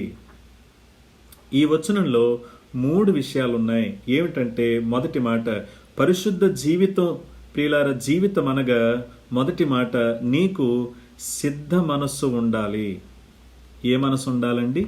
సిద్ధ మనస్సు. సిద్ధ మనస్సు అంటే అంటే ఏమిటంటే అసలు పరిశుద్ధ జీవితం జీవించటానికి ముందు నీకు సరైన సిద్ధ మనస్సు ఉండాలి. మనందరం ఇలా అంటాం. మనలో చాలా మందిని ఒకసారి అందరు నా వైపు చూడండి. మనలో చాలా మందికి తెలుసు, నేను ప్రభువుని నమ్మాను, నేను పరిశుద్ధంగా ఉండాలి, నేను ప్రభువుని నమ్మాను, నేను కరెక్ట్గా ఉండాలి, నేను ప్రభువుని నమ్మాను, నేను ఎక్కడా తప్పిపోకూడదని ఎన్నో అనుకుంటాం. అయితే అనుకుంటాం కానీ ఏమీ చేయడానికి ఇష్టపడం మనం. కానీ నీకు మనసుంటే నీకు ఆలోచన ఉంటే సరిపోదు. పరిశుద్ధ జీవితం జీవించడానికి నీకు మనసు ఉండాలి. అందుకే లోకస్తులు మాట అంటారు కదా, మనసుంటే చెప్పండి, మీకు తెలుసది. మనసుంటే ఏముంటుంది? మార్గం ఉంటుంది. కనీసం ఆ మనసు మనకు ఉండాలి. నేను పరిశుద్ధంగా బ్రతకాలి, నేను దేవుని కోసం జీవించాలి, నేను క్రైస్తవుణ్ణి, నేను క్రైస్తవురాల్ని, నేను అందరిలాంటి వ్యక్తిలా బ్రతకూడదు, నేను ప్రత్యేకమైన వ్యక్తిని అని ముందు నీకేముండాలని సిద్ధ మనస్సు ఉండాలి. ప్రియులారా, మిమ్మల్ని అడుగుతున్నాను, నీకు సిద్ధ మనసు ఉందా? నీకు సిద్ధ మనసు ఉందా? ఉదాహరణగా నేను ఇలా చెప్తున్నాను, దానియేలుకి సిద్ధ మనసు ఉందా లేదా చెప్పండి ఒకసారి. దానియేలుకి అప్పటికి 20 సంవత్సరాలు కూడా రాలేదు. యవ్వనస్తుడు. 17 సంవత్సరాలేమో అంటారు బైబిల్ పండితులు. 20 సంవత్సరాల లోపున్న యవ్వనస్తుడు. ఆయన ఇలా అనుకున్నాడంట, ఏంటంటే నేను ఏ విధంగా కూడా నన్ను నేను అపవిత్రపరుచుకోకూడదు అని నిర్ణయం తీసుకున్నాడంట. ఎలా వచ్చింది ఆ నిర్ణయం అంటే, అతనికి మనసు ఉంది. ఏంటంటే నేను పరిశుద్ధంగా ఉండాలి. ఈ వాక్యం వింటున్న మిమ్మల్ని అందరిని అడుగుతున్నాను, నీకు ముందు మనసుందా? నేను ప్రభువుని నమ్మేశానండి. నువ్వు ప్రభువుని నమ్మేవలేదని నేను అడగడం లేదు. ప్రభువు నమ్మిన నీవు, నేను ప్రభువుకి సంబంధించిన బిడ్డను, నేను ప్రత్యేకమైన బిడ్డను, నేను పరిశుద్ధంగా ఉండాలనే మనస్సు నీకుందా? నీకు మనస్సు లేకపోతే నాలాంటి వాళ్ళు 100 మంది చెప్పినా నువ్వు అలాగే ఉంటావు. ముందు నీకుండాలి ఆ మనసు, సిద్ధ మనసు నీకుండాలి. దానియేలుకి సిద్ధ మనసు ఉంది కదా. ప్రియులారా, పరిశుద్ధమైన జీవితం జీవించే క్రైస్తవుడు సిద్ధ మనసు ఎప్పుడు ఉంటుందా? సిద్ధ మనస్సు ఎప్పటికప్పుడు తన మనస్సును సిద్ధం చేసుకుంటూనే ఉంటాడు. ఎప్పటికప్పుడు తాను పరిశుద్ధపరుచుకుంటూనే ఉంటాడు. మరి ఉన్నదా? మనం ఎలా ఉంటామంటే, సిద్ధ మనసు ఎప్పుడు ఉంటుందంటే, ఏ చర్చికి వచ్చినప్పుడు, లేక వారానికి ఒకసారో, లేక మీటింగ్ అప్పుడో మనకి సిద్ధ మనసు వచ్చేస్తుంది. ప్రభువా, నీ వాక్యం ద్వారా నాతో మాట్లాడు, నా పాపాల్ని శుద్ధి చేయి ప్రభువా అని అంటాం. నిజమే. మరి వేరే రోజుల్లో ఏమైంది అది? ప్రతిరోజు ఉండాలిగా నీకు సిద్ధ మనసు. ప్రతిరోజు నిన్ను పవిత్రపరుచుకోవాలి కదా, ప్రతిరోజు నిన్ను శుద్ధి చేసుకోవాలి కదా. కాబట్టి మొదటి మాట ఏమిటంటే, సిద్ధమైన మనస్సు ఉండాలి పరిశుద్ధంగా జీవించే వాళ్ళకు. నెంబర్ 2, పరిశుద్ధంగా జీవించే వాళ్ళకు ఏముండాలి అంటే నిబ్బరమైన బుద్ధి ఉండాలి. అదే ఉంది కదా 13వ వచనంలో. కాబట్టి మీరు మనస్సు అను నడుము కట్టుకుని నిబ్బరమైన బుద్ధి గలవారై. ఏ బుద్ధి అండి? నిబ్బరమైనది అంటే స్థిరమైన బుద్ధి. దీన్ని ఏమంటారో తెలుసా?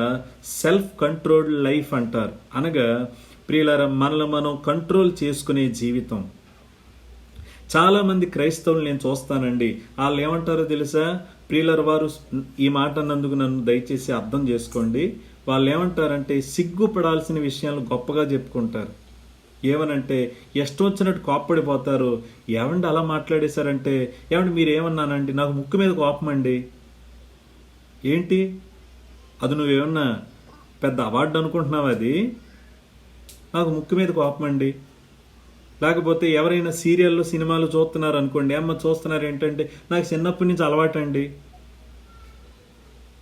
లేకపోతే స్నేహితులతో దేవునికి భయం భక్తి లేని వాళ్ళతో తిరుగుతూ ఉంటే నాకు వాళ్ళంటే ఇష్టం అండి, నాకు ముందు నుంచి వాళ్ళే అలవాటండి. ఏమన్నా అవార్డులు అనుకుంటున్నావా నువ్వు చెప్పడానికి, గొప్పగా చెప్పడానికి? నీకేమన్నా అవార్డు ఇస్తారా దేవుడు? క్రైస్తవుడు అంటే ప్రియులారా అస్థిరమైన బుద్ధి కాదండి, మనల్ని మనం కంట్రోల్ చేసుకునే స్థాయి దేవుడు మనకిస్తాడు. నీకెంతకుముందు కోపమే ఉండొచ్చు, దేవుడు నీలో ఉన్న కోపాన్ని ఏం చేస్తాడో ఎవరికీ తెలియదు. నువ్వు ఒకవేళ నీకు లోక సంబంధమైన సినిమాలు సీరియల్ చూసే మనసు ఉండొచ్చు, దేవుణ్ణి నువ్వు వెంబడిస్తే వాటి మీద నీకు అసహ్యం పుట్టిస్తాడు ఆయన. అసహ్యం, ఇష్టం లేకపోవడం కాదు, అసహ్యం వచ్చేస్తుంది నీకు. కనీసం నువ్వు రోడ్డు మీద వెళ్ళేటప్పుడు వాళ్ళ పోస్టర్ కూడా చూడడానికి ఆలోచిస్తావు. చిన్నప్పటి నుంచి నీకు ఏదైనా కొన్ని అలవాట్లు నీలో ఉంటే దేవుడు వాటి మీద నీకు విజయం ఇస్తాడు. దీన్నే నిబ్బరమైన బుద్ధి అంటారు. ఉందా నీకు మనసు? ఉందా? ఈ వాక్యం వింటున్న పెద్దవారిని అడుగుతున్నాను, చిన్నవారిని అడుగుతున్నాను, నీలో సెల్ఫ్ కంట్రోల్ ఉందా? నిన్ను నువ్వు సెల్ఫ్ కంట్రోల్ చేసుకోగలుగుతున్నావా? నీలో కోపం వచ్చేస్తుంది, ఆ కోపాన్ని ఆపుకోగలుగుతున్నావా? నువ్వు నోరు తెరిస్తే కొన్నిసార్లు నీకు తెలియకుండానే బూతు మాటలు ఉంటున్నావు కదా, వాటిని నువ్వు కంట్రోల్ చేసుకోగలుగుతున్నావా? కొంతమంది తల్లులు ఉంటారు, తండ్రులు ఉంటారు, కోపం వచ్చిన పిల్లల్ని చెదకొట్టేస్తారు. మరి అందులో కూడా నీ కంట్రోల్ ఉండాలిగా. ప్రియులారా, నిబ్బరమైన బుద్ధి నీకు ఉండాలి కదా. ఈ వాక్యం వింటున్న మనమందరం ఆలోచించాలి. కొంతమంది ఫోన్ వాడేస్తూ ఉంటారు. ఎందుకండి అంత అలాగా అని అంటే, నాకు అలవాటు అయిపోయిందండి. అదేమి నువ్వు గొప్పగా చెప్పుకునేవేం కాదయి. సిగ్గుపడాలి మనం. ఎంతోమంది అథ్లెట్స్ ఉంటారు, ఎంతోమంది ప్రియులారా జాగ్రత్తగా నా వైపు చూడండి, పరుగు పందెంలో పాల్గొనే వాళ్ళు, ఇంకా ఆటలాడే వాళ్ళు ఉంటారు. వాళ్ళకి చాలా సెల్ఫ్ కంట్రోల్ ఉంటుంది. వాళ్ళు ఓ టైం పెట్టుకుంటారు, ఆ టైంకి లెగుస్తారు. ఓ టైం పెట్టుకుంటారు, ఆ టైంకి భోజనం చేస్తారు. ఓ టైం పెట్టుకుంటారు, అప్పుడే మొబైల్ వాడతారు. ఓ టైం పెట్టుకుంటారు, అప్పుడే వాళ్ళు ప్రాక్టీస్ చేస్తారు. అంతా చాలా పెర్ఫెక్ట్గా వెళ్ళిపోద్ది. అరే, వాళ్ళకంటే మనం గొప్పోళ్ళం కదండి. మన జీవితం గొప్పది. నీలో సెల్ఫ్ కంట్రోల్ లేకపోతే ఎలా? నిన్ను నువ్వు కంట్రోల్ చేసుకోలేకపోతే ఎలా? కొంతమంది యవ్వనస్తులు ఎంతసేపు ఫోన్ పట్టుకుని గేమ్లు ఆడుతూ కూర్చుంటారు. అందులో కూడా నీ కంట్రోల్ ఉండట్లేదా? కంట్రోల్ లేకపోతే ఎలా? నిబ్బరమైన బుద్ధి లేకపోతే ఎలా? ఆలోచించండి, అర్థం చేసుకోండి. మందిరాలు లేవు, ఏమీ లేవు, సేవకులు లేరు, సహవాసం లేదు, మళ్ళీ పాత జీవితమే. ఎక్కడ మళ్ళీ పాత జీవితానికి వెళ్ళిపోతారోనని చెప్పి నేను ప్రియులారా కొంచెం మాట్లాడుతున్నాను. గమనించండి, దయతో గమనించండి. సెల్ఫ్ కంట్రోల్ లైఫ్ నీకు ఉండాలి. ఎక్కడ నీ కోపం రావాలి అక్కడే రావాలి, ఎక్కడ నువ్వు మౌనంగా ఉండాలి అక్కడ మౌనంగా ఉండాలి. దీనికి మనకి మాదిరి ఎవరంటే మన ప్రభువైన యేసుక్రీస్తే. ప్రియులారా, మన ప్రభువైన యేసుక్రీస్తు గురించి మనందరికీ తెలుసు. ఆయన దీర్ఘశాంతం కలిగిన వాడు, ప్రేమ కలిగిన వాడు. అన్నిసార్లు ఆయన మౌనంగానే ఉన్నాడు, అన్నిసార్లు ఆయన శాంతంగానే ఉన్నాడు. కానీ ఒకసారి చాలా కోపం వచ్చింది యేసు ప్రభుకి. వచ్చిందా రాలేదా? ఎప్పుడు వచ్చింది చెప్పండి ఆయన కోపం? ఆయన్ని తిట్టినప్పుడు కోపం వచ్చిందా అంటే రాలేదు. ఆయన్ని కొట్టినప్పుడు కోపం వచ్చిందా అంటే రాలేదు. కానీ దేవుని మందిరం వ్యాపారపు టిల్లుగా చేసినందుకు ఆయనకు మామూలు కోపం రాలేదు. ఆయన కోపం వచ్చింది. యేసు ప్రభు కోపడ్డారు. ఆ కోపం చదివినప్పుడే మనకు అయ్యి బాబు యేసు ప్రభుకి ఎంత కోపం వచ్చిందని. అవును, వచ్చింది. మనం అంతా రివర్స్ అనమాట. ఒకసారి మన భుజాలు ఎలా చరుచుకోవాలి. ఎందుకంటే దేవుని నామానికి అవమానం వచ్చేది ఏది జరిగినా మౌనంగా ఉంటాం. కానీ ఎవరైనా మనల్ని ఏదన్నా అంటే తిరగబడిపోతాం.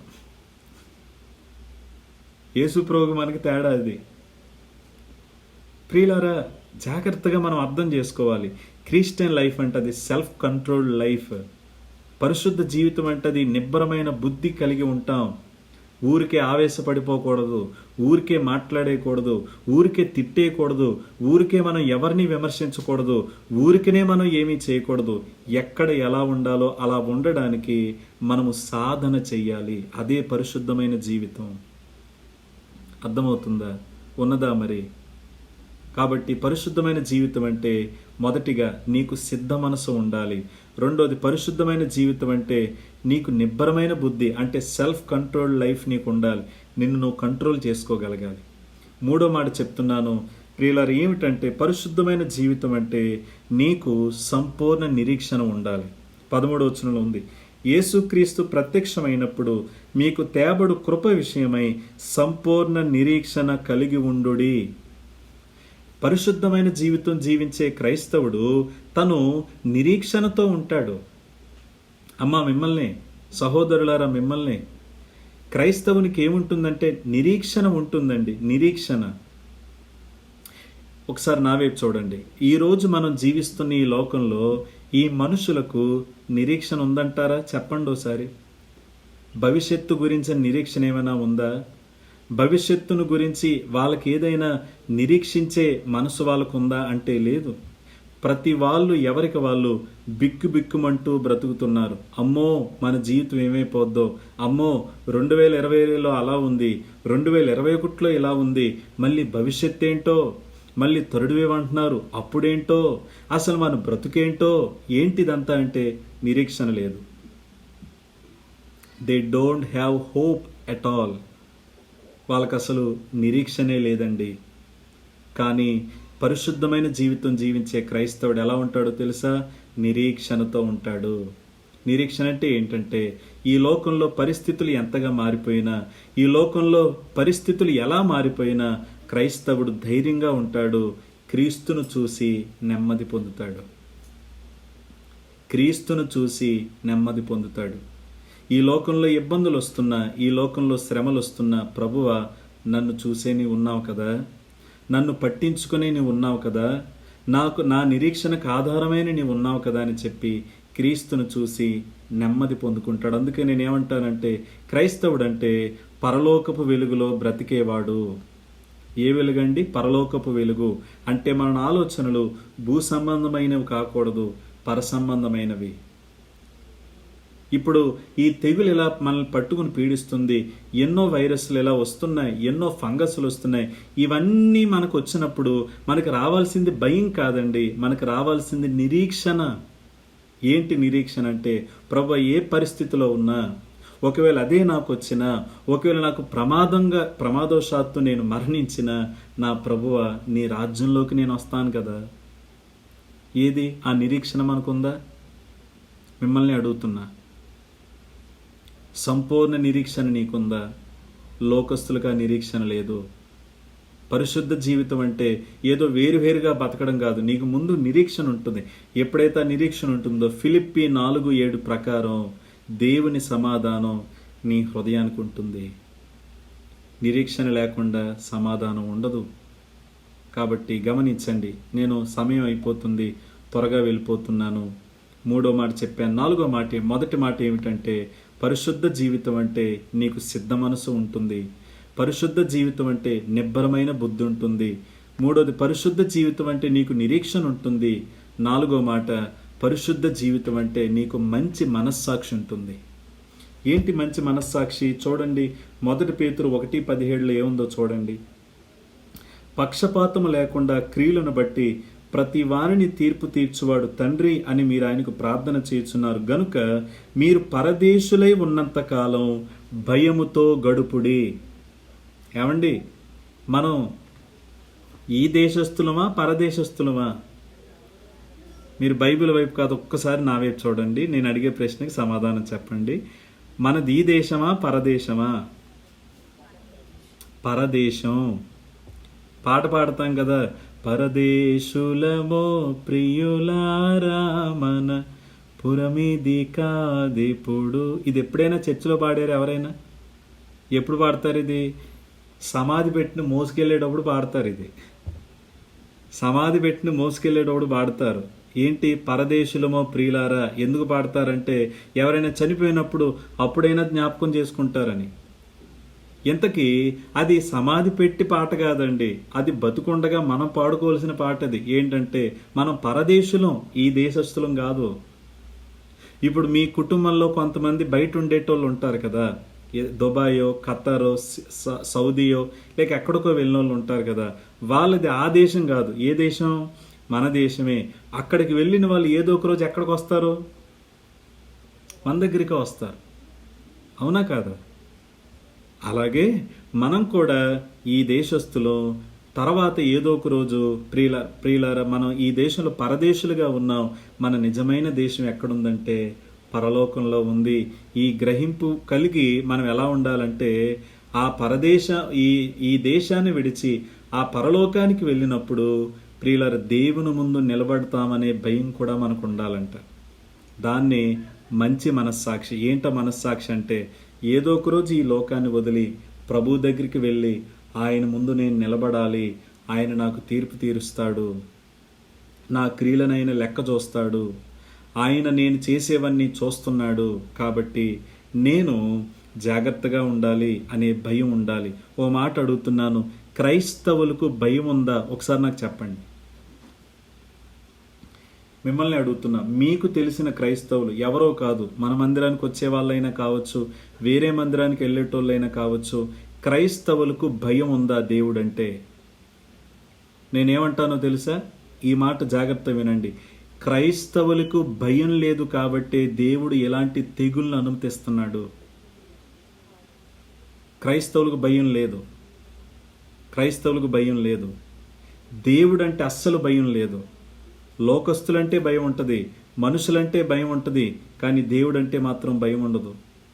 అందుకే ఎవరికి నచ్చిన లైఫ్, ఎవరికి నచ్చిన జీవితం వాళ్ళు జీవించడానికి బరి తెగుస్తున్నారు తప్ప, అరే నేను క్రైస్తవుణ్ణి, ఏదో ఒక రోజు ఈ లోకాన్ని వదిలి నా ప్రభు దగ్గరికి వెళతాను, ఆయన ముందు నుంచున్నప్పుడు నా క్రియలు మంచివైతే ఆయన నాకు మంచి బహుమానాలు ఇస్తాడు, నా క్రియలు చెడ్డవైతే నన్ను తీర్పు తీరుస్తాడనే భయం మనకుందా? ఆ భయం నీకెప్పుడు ఉండాలి, నాకెప్పుడు ఉండాలి. ఆ భయం ఉంటే నీకు మంచి మనస్సాక్షి వచ్చేస్తుంది. అప్పుడు నువ్వు ఎలా ఉంటావు? అపరిశుద్ధంగా ఉండవు, పరిశుద్ధంగా జీవిస్తావు. మరి ఉన్నదా అండి? మనకు భయం ఉందా? కొంతమందికి భయం, ఏమిటంటే దేవుడు ఏం చేసేస్తాడో అది సరైన భయం కాదు. దేవుడి చేతుల్లో ఏమైపోతామో అది సరైన భయం కాదు. ఏంటి సరైన భయం తెలుసా? ఒకసారి వినండి ఈ మాట.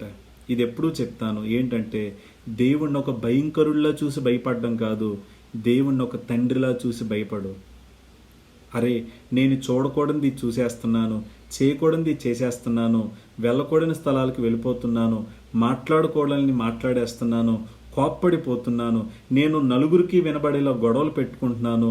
అయ్యో, ఇది గనక చూస్తే నా తండ్రి పేరు నేను అవమానం తీసుకొచ్చిన బిడ్డనవుతాను, నా తండ్రి పేరు నేను పోగొట్టేస్తున్నాను అనే భయం మనకి ఏదైనా ఉందా? దయచేసి ఆలోచించండి ప్లీజ్. ముఖ్యంగా యవ్వనస్తులు, క్రైస్తవుడనే పేరు నువ్వు మోస్తున్నావు. ఇది మామూలు విషయం కాదు. క్రైస్తవుడనే పేరు మోస్తున్నావు నువ్వు. నిన్ను 100 మంది చూస్తారు, నిన్ను 200 మంది చూస్తారు. మరి నీ ప్రవర్తన ఎలా ఉంది? ఏమన్నా భయం ఉందా? అయ్యో, నా తండ్రి ఆయన బాధపడతారనే భయం నీకుందా? ఓ మాట చెప్తున్నాను, ఇదేమి మనకి తెలిసినంత వాక్యం తెలియని యోసేపుకి ఆ భయం ఉందండి. యోసేపుకి ఆ భయం ఉంది. కాబట్టే పోతీఫర్ భార్య వచ్చి బలవంతం చేసినప్పుడు నా దేవుని ఎదుట నేను ఈ దుష్కార్యం చేయలేను అని చెప్పి పారిపోయాడంట. స్తోత్రం చెప్దాం ఒకసారి. హల్లెలూయ, హల్లెలూయ, హల్లెలూయ. ఏది ఆ భయం మనకుందా? ఆలోచిద్దాం, భయపడదాం.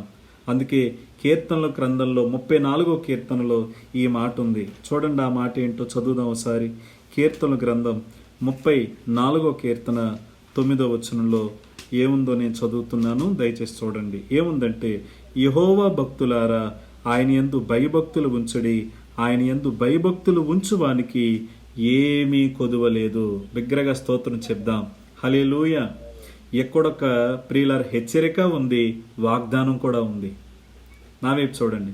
హెచ్చరిక ఉంది, వాగ్దానం ఉంది. ఏంటి హెచ్చరిక అంటే, యెహోవా యందు భయభక్తులు గలవారలారా, సృష్టికర్తను నమ్మిన వారలారా, నిజదేవుని నమ్మిన వారలారా, ఆయనంటే భయభక్తులు ఉంచండి.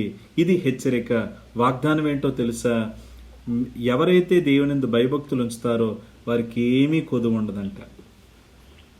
ఏమీ కొదువు ఉండదు. నిజమే. ఆ కిందే ఆయన ఓ మాట చెప్పాడు చూడండి, నాకు భలే ఇష్టం ఈ మాట, భలే ఇష్టం. ఆ 10వ వచనంలో ఏముందో, సింహపు పిల్లలు లేమి గలవై ఆకలి గొనును, యెహోవాను ఆశ్రయించు వారికి ఏ మేలు కొదువై ఉండదు. హల్లెలూయ. ఎంత గొప్ప దేవుడు అండి. సింహపు పిల్లలైన ఆకలితో ఉంటాయంట. ఇదొక విచిత్రం మళ్ళీ. ఎందుకంటే అడవికి రారాజు ఎవరు? సింహమే. సింహం ప్రియులార ఆకలి, అది సింహం పిల్లలకి ముందు వాటి ఆకలి తీర్చి తర్వాత అది తినాలని అనుకునేది. కానీ ఆ పిల్లలైనా ఆకలితో ఉంటాయేమో, పస్తులు ఉంటాయేమో, కానీ దేవునియందు భయభక్తులతో ఉన్నవారికి ఏ కొదువ ఉండదు. ఎంత గొప్ప వాగ్దానం. నీవు పరిశుద్ధ జీవితం జీవిస్తున్నావు అనంటే నీలో ఈ భయం ఉండాలి. ఉందా? దేవుడంటే భయం ఉందా? ప్రియులారా, ఇది 4వ మాట. త్వరగా నేను ముగిస్తున్నాను. 5వ మాట ఏమిటంటే, 1 పేతురు 1:17లో ఏముందో చూడండి. 1 పేతురు 1వ అధ్యాయం 22వ వచనం, మీరు క్షయ బీజము నుండి కాక శాశ్వతముగు జీవము గల దేవుని వాక్యమూలముగా అక్షయ బీజము నుండి పుట్టింపబడిన వారు గనుక నిష్కపటమైన సహోదర ప్రేమ కలుగునట్లు మీరు సత్యమునకు విధేయులవుట చేత మీ మనస్సులను పవిత్రపరుచుకుని వారే ఉండి ఒకరినొకడు హృదయపూర్వకంగాను మిక్కుటముగాను ప్రేమించుడి. ప్రేమించుడి, ప్రేమించుడి. 5వ మాట, పరిశుద్ధ జీవితం జీవించటం అంటే 5వ మాట ఏమిటంటే, నిష్కల్మషమైన దైవిక ప్రేమ నీకు ఉండాలి. ఇది 5వ మాట. మొదటి మాట ఏమిటండి? సిద్ధ మనసు ఉండాలి. 2వ మాట ఏమిటంటే, నిబ్బరమైన బుద్ధి ఉండాలి. 3వ మాట ఏమిటండి? నిరీక్షణ ఉండాలి. 4వ మాట ఏమిటండి? మంచి మనస్సాక్షి, అంటే దేవుని భయం నీకు ఉండాలి. 5వ మాట ఏమిటంటే, నిష్కపటమైన దేవుని ప్రేమ నీకు ఉండాలి. ఈ వాక్యం వెంటనే మిమ్మల్ని అడుగుతున్నాను, యేసు ప్రభుని నమ్మానని చెప్తున్నావు కదా, యేసు ప్రభుని వెంబడిస్తున్నానని చెప్తున్నావు కదా, నీలో దేవుని ప్రేమ ఉందా? మిమ్మల్ని ప్రేమ అని అన్నారు అనుకోండి, ప్రేమకి 1,00,000 అర్థాలు చెప్తుంది ఇది లోకం. కానీ దైవిక ప్రేమ అన్నానంటే ఇది లోక ప్రేమ కాదు. దైవిక ప్రేమ అనగానే మనకి యేసు ప్రభు గుర్తుకు రావాలి. మిమ్మల్ని దైవిక ప్రేమ అంటే యేసు ప్రభు ప్రేమ. యేసు ప్రభు ఎలా ప్రేమించాడని మనల్ని, మనం మంచి వాళ్ళం కాకపోయినా, మనలో అర్హత లేకపోయినా, మనం ఆయనకి శత్రువులమైనా మనల్ని ప్రేమించాడు. మనం అడిగినప్పుడు క్షమించాడు.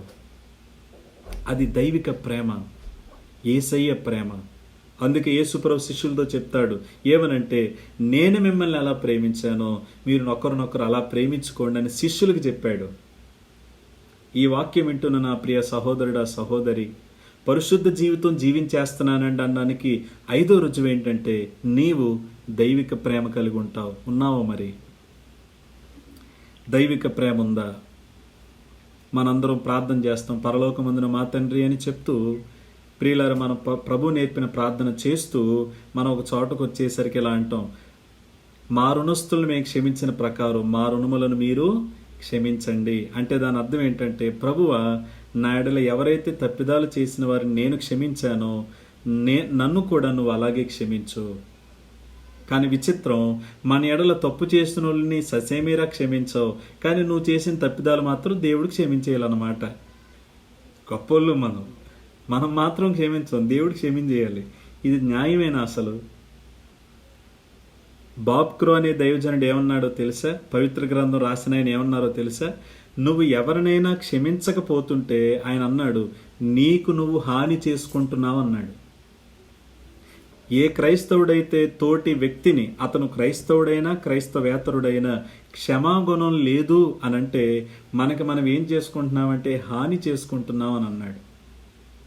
క్షమాగుణం ఉండాలి. తర్వాత రోమాపత్రిక 4:32 ప్రకారం మనం కరుణాహృదయులై ఒకరినొకరు క్షమించాలి. ఎఫెస్సి పత్రిక 4:32 ప్రకారం, ఎఫెస్సి 4:32 ప్రకారం కరుణాహృదయులై ఒకరినొకరు క్షమించాలి.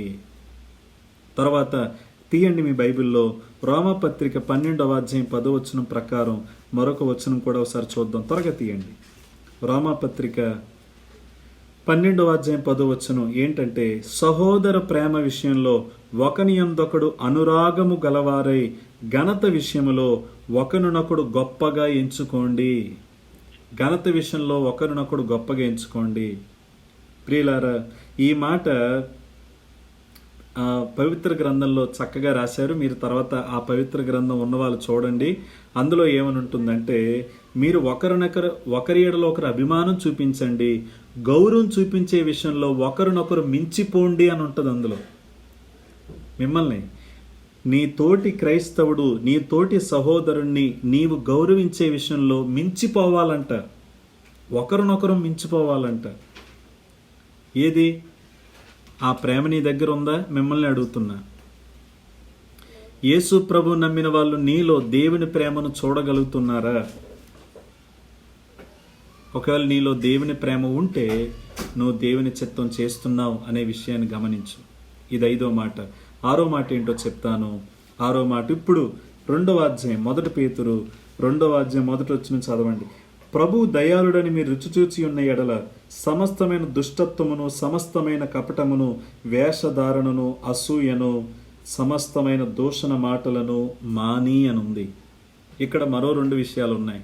ఏంటంటే, పరిశుద్ధంగా జీవించేవారు 6వ మాట యథార్థంగా జీవిస్తారు.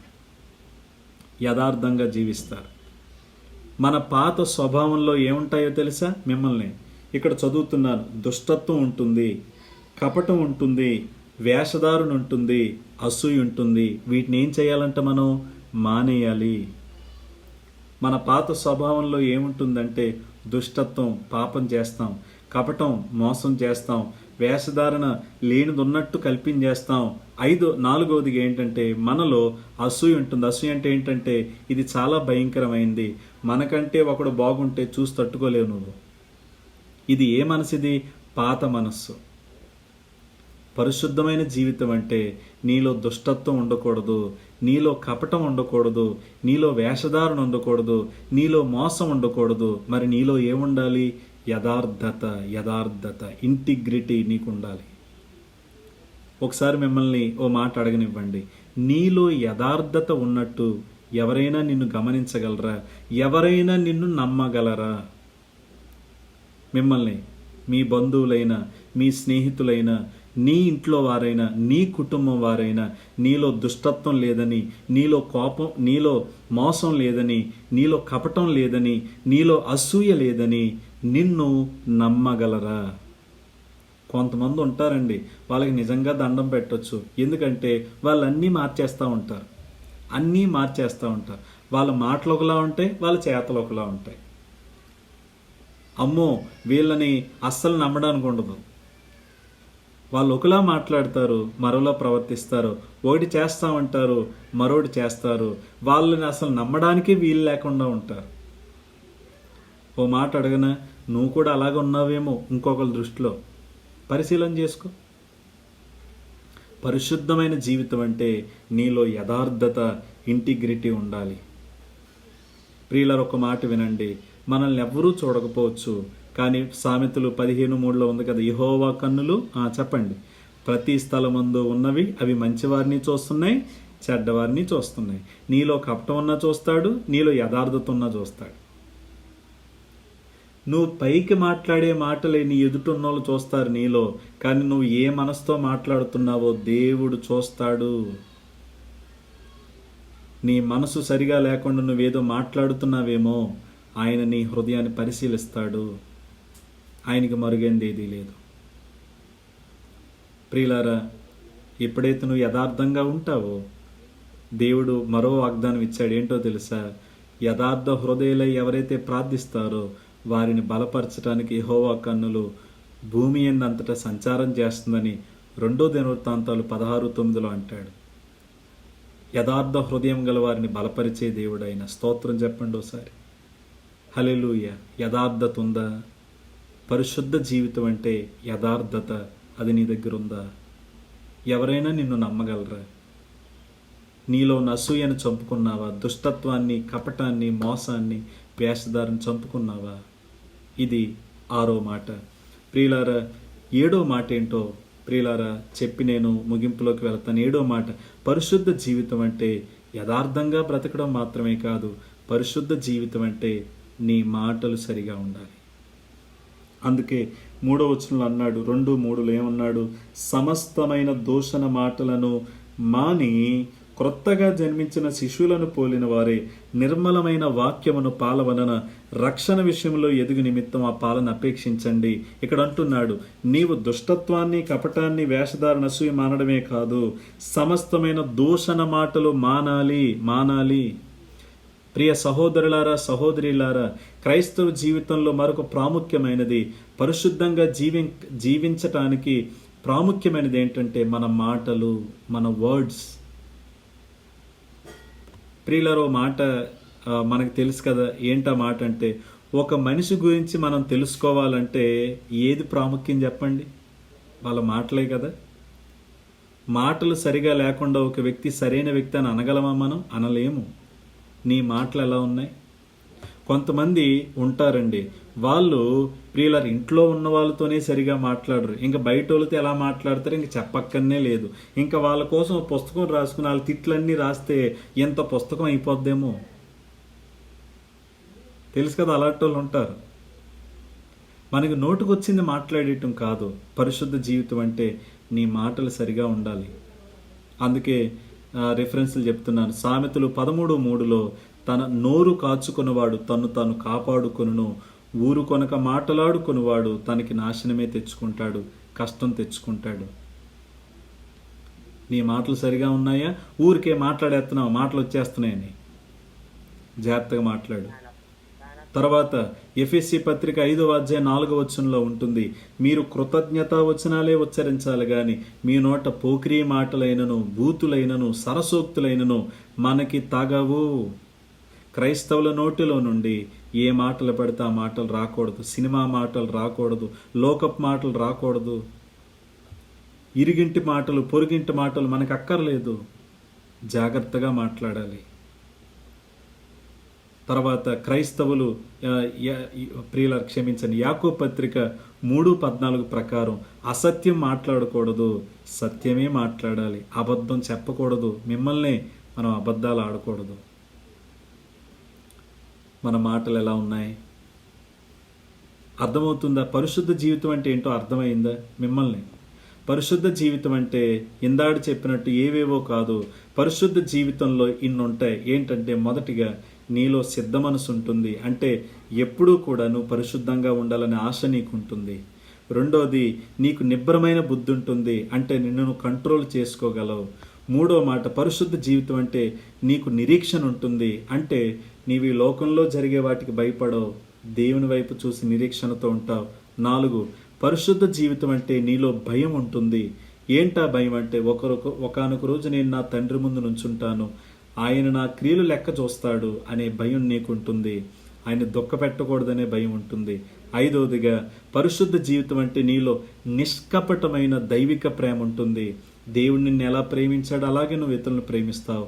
6వది, పరిశుద్ధ జీవితం అంటే యథార్థంగా బ్రతుకుతావు. నీలో మోసం ఉండదు, కపటం ఉండదు, వేషధారణ ఉండదు, నువ్వు యథార్థంగా జీవిస్తావు. 7వది, పరిశుద్ధ జీవితం అంటే నీ మాటలు కూడా సరిగా ఉంటాయి. నీవు నీ నోటిని కాపాడుకుంటూ కృతజ్ఞతా వచనాలే పలుకుతూ నీవు సత్యంగా మాట్లాడతావు. అర్థమవుతుందా? పరిశుద్ధ జీవితం అంటే 7 విషయాలు చెప్పాను, రాసుకోండి. చివరి మాట, మరి పరిశుద్ధ జీవితం జీవించడానికి మన ప్రోత్సాహం ఏంటండి? మనం పరిశుద్ధ జీవితం జీవించాలనుకుంటాం, కానీ ఉండలేకపోతున్నాం. అలా జీవించడానికి మనల్ని ప్రోత్సహించేది ఏంటో తెలుసా? ఆ ప్రోత్సాహం ఎవరో కాదు, మన ప్రభువైన యేసుక్రీస్తు మన కొరకు చిందించిన ఆ రక్తమే మన ప్రోత్సాహం. ఒక వచనం చదివించి నేను ప్రార్థన చేస్తాను. తీయండి. 1 పేతురు 1:18 ఏముందో, 1:18-19 ఏముందో, పితృపారంపర్యమైన మీ వ్యర్థ ప్రవర్తనను విడిచిపెట్టునట్లుగా వెండి బంగారముల వంటి క్షయ వస్తువుల చేత మీరు విమోచింపబడలేదు గాని అమూల్యమైన రక్తము చేత, అనగా నిర్దోషమును నిష్కలంకమునగు గొర్రె పిల్ల వంటి క్రీస్తు రక్తము చేత విమోచింపబడితరని మీరెరుగుదురు కదా. బిగ్గరగా స్తోత్రం చెప్దాం. హల్లెలూయా, హల్లెలూయా. ఎంత గొప్ప విమోచనండి మనకి, ఎంత గొప్ప విమోచన. ఈ వాక్యం వింటున్న ప్రియులారా, మారు మనసు వచ్చిందని చెప్తున్న నా ప్రియులారా, ఈ మారు మనసు నీకు ఎలా వచ్చిందో తెలుసా? యేసుక్రీస్తు నీ కొరకు చేసిన త్యాగం వల్ల, యేసుక్రీస్తు నీ కోసం చేసిన ఆయన చిందించిన రక్తము వల్ల. ఇక్కడ 3 మాటలు ఉన్నాయి 19లో. అమూల్యమైన రక్తం, నిర్దోషమైన రక్తం, నిష్కలంకమైన రక్తం. మిమ్మల్ని అమూల్యమైన రక్తం ప్రియులారా, నిర్దోషమైన రక్తం, నిష్కలంకమైన రక్తం. ఆహా, ఆ రక్తంతోనండి మనల్ని శుద్ధి చేశాడు ఆయన. ఆ రక్తంతోనండి మనల్ని శుద్ధి చేశాడు. దేవుడు చిందించిన రక్తము ద్వారా మనల్ని శుద్ధి చేయటమే కాదు, మనలను పరిశుద్ధులుగా చేస్తాడు. నువ్వెందుకు పరిశుద్ధంగా జీవించాలో తెలుసా? ఒక మాట విను. నువ్వు పరిశుద్ధంగా జీవించాలని యేసుక్రీస్తు రక్తం కార్చాడు. నువ్వు ఆయన కోసం బ్రతకాలని, నువ్వు ఆయన కోసం జీవించాలని. ఆయనది మామూలు రక్తం కాదు, అమూల్యమైనది. విలువ పెట్టి కొనలేవు యేసు ప్రభు రక్తాన్ని. అంత అమూల్యమైనది నీ కోసం కార్చాడు. రెండోది, నిర్దోషమైనది, ఏ దోషము లేని రక్తమైనది, ఏ పాపము చేయలేని రక్తమైనది. మూడోది, నిష్కలంకమైనది, అపవిత్రం కానిది, పవిత్రమైనది. ఆయన ఎందుకు చిందించాడంటే, నీవు నేను ఆయన బిడ్డలుగా పరిశుద్ధంగా బ్రతకాలని. ఒకవేళ నీకు పరిశుద్ధంగా జీవించటం నీకు ఇష్టం లేకపోతే నువ్వేమంటున్నావో తెలుసా? ప్రభువా, నువ్వు నా కోసం రక్తం చిందిస్తే ఏంటి, నువ్వు నా కోసం ప్రాణం పెడితే ఏంటి, నువ్వు నా కోసం ఏం చేస్తే ఏంటి, నా లైఫ్ నా ఇష్టం, నువ్వెవరో మధ్యలో అని నీ జీవితంతో చెప్తున్నావా దేవునికి? ఎంత ధైర్యం అండి మనకి. ఆయన మన కోసం రక్తం చిందించాడు. ఎందుకు? నిన్ను విమోచించడానికి, అలాగే నువ్వు పరిశుద్ధంగా బ్రతకడానికి. చివరి మాట, యెషయా గ్రంథం 53:11. చివరి మాట యెషయా గ్రంథం 53:11 ఏముందో చూడండి. 53:11 అతడు తనకు కలిగిన వేదనను చూచి తృప్తి పొందును అని ఉంది. కింద ఏముందో చూడండి. నీతిమంతుడైన నా సేవకుడు జనుల దోషములను భరించి తనకున్న అనుభవ జ్ఞానము చేత అనేకులను నిర్దోషులనుగా చెయ్యును. ఇది ఎవరి కోసం? యేసు ప్రభు కోసం చెప్తున్న మాట. ఏమనంటే ఆయన మన దోషాలను భరించి అనేకులను ఎలా చేస్తాడు? నిర్దోషులుగా. అలా ఎలా సాధ్యమైంది? ఆయన రక్తం వల్ల. ఆహా, అంత గొప్ప రక్తంతో విమోచించబడిన మనం ఎంత ధన్యులో. పరిశుద్ధ జీవితానికి ప్రోత్సాహం ఎవరో కాదు, మన ప్రభు రక్తం, మన ప్రభు త్యాగం. సహోదరుడా, దాన్ని నువ్వు కాలదన్నొద్దు. సహోదరి, నువ్వు దాన్ని కాలదన్నుకోవద్దు. నువ్వు పరిశుద్ధంగా బ్రతకాలని దేవుడు నీ కోసం చనిపోయాడు. మరి ఆయన కోసం నువ్వేం చేస్తున్నావు? నీ జీవితం ఎలా ఉంది? ఒక్కసారి పరిశీలన చేసుకుని, ప్రభువా, పరిశుద్ధంగా జీవించడానికి నీవు నన్ను ప్రోత్సహిస్తున్నావు, నేను జీవిస్తాను ప్రభువా. పరిశుద్ధ జీవితం అంటే ఏమిటో నాకు చెప్పావు, షరతులేంటో చెప్పావు. తిరిగి జన్మించిన వాళ్ళే పరిశుద్ధ జీవితం జీవించగలరు. సత్యానికి విధేయత చూపించిన వాళ్ళే పరిశుద్ధ జీవితం జీవించగలరు. ప్రభువా, నేను తిరిగి జన్మించిన వ్యక్తిని, లేక తిరిగి జన్మిస్తాను. అలాగే నీ సత్యానికి విధేయత చూపిస్తాను. అంత మాత్రమే కాదు, పరిశుద్ధ జీవితం అంటే సిద్ధ మనసు కలిగి ఉంటాను, నిబ్బరమైన బుద్ధితో ఉంటాను, నిరీక్షణ కలిగి ఉంటాను, భయం కలిగి ఉంటాను, నిష్కపటమైన దేవుని ప్రేమ, నీ ప్రేమ కలిగి ఉంటాను, యథార్థంగా ప్రవర్తిస్తాను, సరైన మాటలే మాట్లాడతాను. ప్రభువా, ఈ జీవితం జీవించటానికే కదా నా కోసం నువ్వు చనిపోయావు. ఇలా జీవించటానికే కదా నా కోసం రక్తం కార్చావు. ఇలా జీవించటానికే కదా నా కోసం నీ సర్వాన్ని అప్పగించేశావు. ఇలా బ్రతకాలనే కదా అమూల్యము, నిర్దోషము అయిన నిష్కలంకమైన నీ రక్తాన్ని చివరి బొట్టు కూడా నా కోసం కాల్చేసి ప్రభువా సమస్తాన్ని ఇచ్చేశావు. నేను నీ కోసం బ్రతుకుతాను, పరిశుద్ధంగా ఉంటాను, నాకు సహాయం చేయ ప్రభువా అని దేవునికి తీర్మానం చేసుకుందాం.